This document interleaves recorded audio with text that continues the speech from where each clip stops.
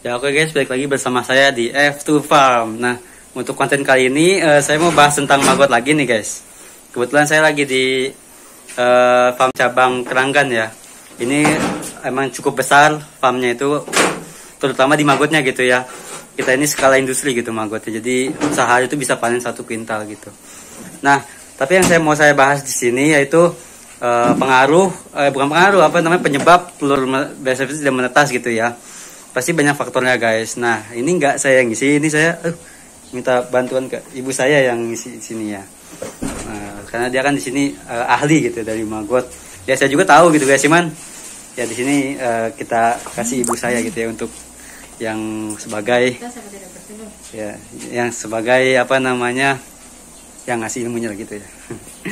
Emang ya ada yang mungkin penyebabnya lalat BSF tidak bertelur atau enggak, tidak bertelur atau tidak menetas. Enggak, tidak bertelur. Pertama tidak bertelur, lalu yang kedua kenapa telurnya itu tidak menetas gitu ya. Mungkin 2 ya. Oke.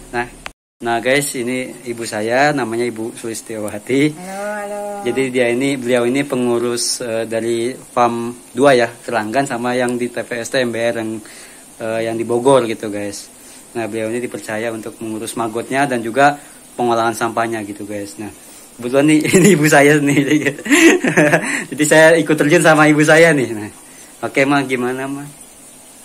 Baik, ini seperti ada di farm Yayasan Keranggan Peduli ya. Kita juga mengolah sampah di sini, tapi kalau sampah di sini lebih ke terbanyaknya sampah restoran, pasar, rumah makan. Jadi memang banyak sekali organik yang berkualitas untuk maggot. Ada juga rumah tangga, cuman hanya sekitar 10% lah, 10-20%. Dikit ya. Baik, langsung saja kita ada di kandang atau insektarium. Di sini ada luasannya cukup luas ya, kandangnya satu ini kurang lebih 6x3 ini ya, 6x3 meter. Di sini kalau bisa terlihat di situ banyak sekali lalat-lalat yang sudah mulai terbang semenjak pupa di minggu kemarin kita masukkan pupa di sini. Kalau lihat dari populasinya, alhamdulillah sepertinya sebagian besar pupa itu menjadi lalat, dan dilihat dari telurnya yang kita dapat, sebagian besar dari lalatnya itu bertelur. Kita tahu bahwasannya untuk idealnya itu telur itu biasanya dalam 10 gram itu yang dimasukkan 10 gram pupa. Idealnya kita dapat kisaran antara 300 gram untuk pupa yang 10 kilo tadi. Tentunya bergulir ya, nggak langsung 300 gram tapi mungkin bergulir. Totalnya itu 300 gram. Sekarang banyak sekali sih sebenarnya penyebab atau kendala kenapa lalat atau calon lalat, calon indukan yang sudah kita masukkan ke insektarium berupa pupa tadi, tapi setelah terbang mereka nggak sempat terbang juga.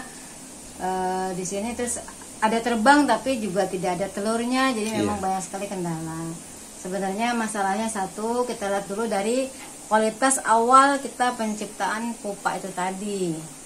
Jadi dari mulai larva kita harus benar-benar perhatikan pakannya, jangan sampai kan dari awal kita pencetakan pupa mulai dari larva tentunya kita sudah perhatikan betul pakannya, dari mulai aneka varian pakannya, mungkin ada buah situ, ada sayur, ada protein, pokoknya zat-zat yang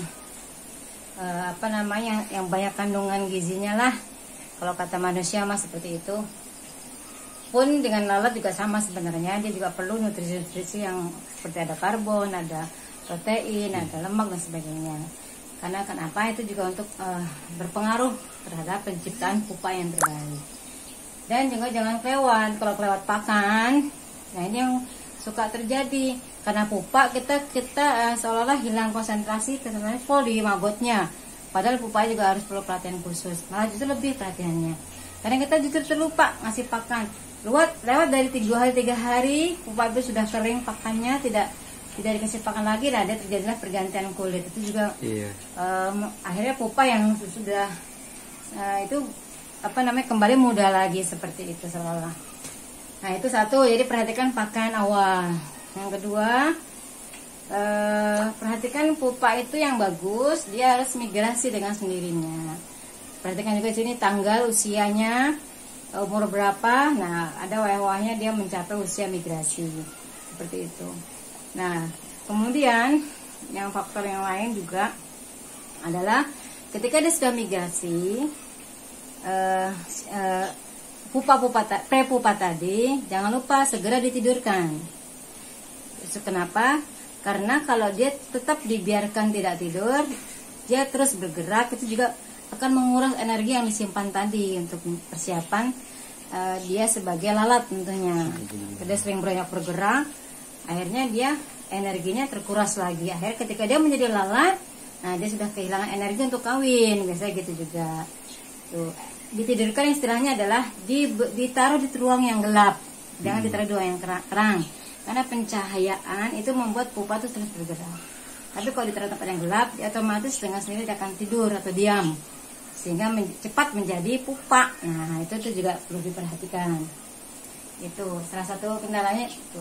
Kemudian ketika menjadi sudah ada di pupa, sudah menjadi ada di insektarium, sudah kita tidurkan.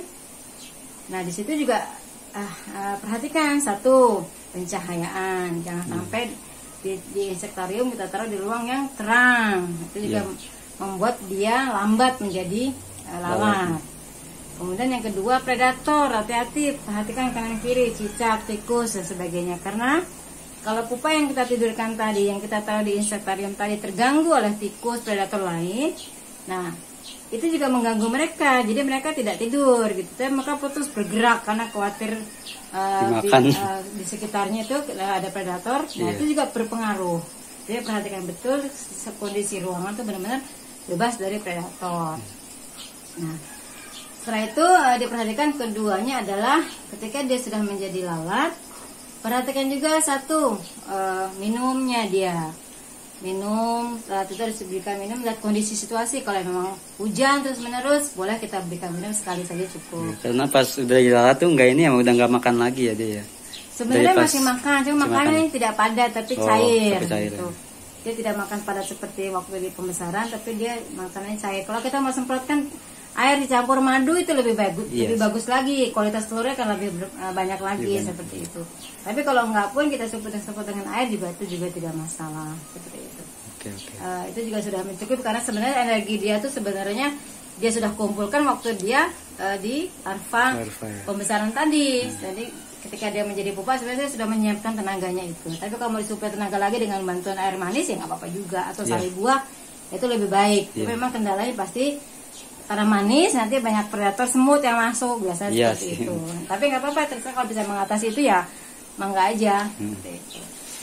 Itu tadi. Jadi pencahayaan juga harus terkena sinar matahari karena dia aktivitas lalat ini adalah butuh sekali dengan matahari. Jadi harus perhatikan jangan di tempat yang tidak terkena sinar matahari.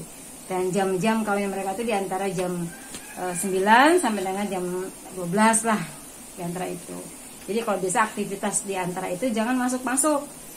Kalau mau ambil telur atau menyemprot nanti di aktivitas di jam-jam yang mereka memang sudah tidak aktif lagi. Misalnya sore. Pagi sekalian jam 7, jam 6, atau nanti sore sekalian jam 4, jam 3, jam 4 seperti itu. Jadi pakan, kemudian pencahayaan itu sangat berpengaruh. Yang terakhir mungkin, bukan terakhir, salah satu lagi adalah atraktan, itu juga berpengaruh. Sebenarnya lalat ini yang sudah kita ciptakan dari tadi itu yang bagus kualitasnya itu terbang, bukan tidak bertelur, tapi kan atraktan yang kita siapkan itu tidak mengundang mereka untuk bertelur di tempat yang kita sediakan. Akhirnya mereka bertelur di jaring-jaring. Nah, di jaring-jaring seperti ini, kadang di atas-atas sela-selanya ini, karena memang dia tidak menarik atraktannya, dia tertarik oleh bau-bau yang di luar. Itu juga penting, yang di luar sekitar kandang ini juga perhatikan, jangan ada kita menyimpan bau-bau yang lebih menyengat daripada atraktan yang ada di kandang. Itu juga memicu lalat itu bertelur di jaring. Jaring mau keluar ya sebenarnya, karena tercium bau yang cukup menyengat di luar, dia bertelur di jaring-jaring. Kalau jaring kan susah ngambilnya, seperti itu. Mungkin itu beberapa tips penyebab kenapa lalat bukan tidak bertelur, tapi kita kok kesulitan mendapatkan telur padahal lalatnya banyak. Kita kok nggak ada lalat padahal pupanya banyak. Seperti itu salah satu kendalanya itu. Oke. Baik. Oke, udah ngerti ya guys. Ya, paling itu kalau misalnya ada tambah-tambahan boleh lah ya, atau pertanyaan di kolom komentar. Nah, paling nanti saya kasih footage video-videonya ya, kayak atraktan tuh kayak gimana, terus paper pupanya tuh di tempat ruangannya tuh yang kayak gimana gitu ya, Maya, yang gelap tuh kayak gimana sih maksudnya gitu. Nanti paling saya liatin aja di sela-sela video tadi itu pas ibunya ngejelasin gitu ya. Nah, oke guys. Ya oke guys, terima kasih sudah nonton video saya. Jangan lupa untuk like, comment, subscribe, terus dukung channelnya agar bisa berkembang dan juga bisa menginspirasi kalian semua gitu ya. Mengejang.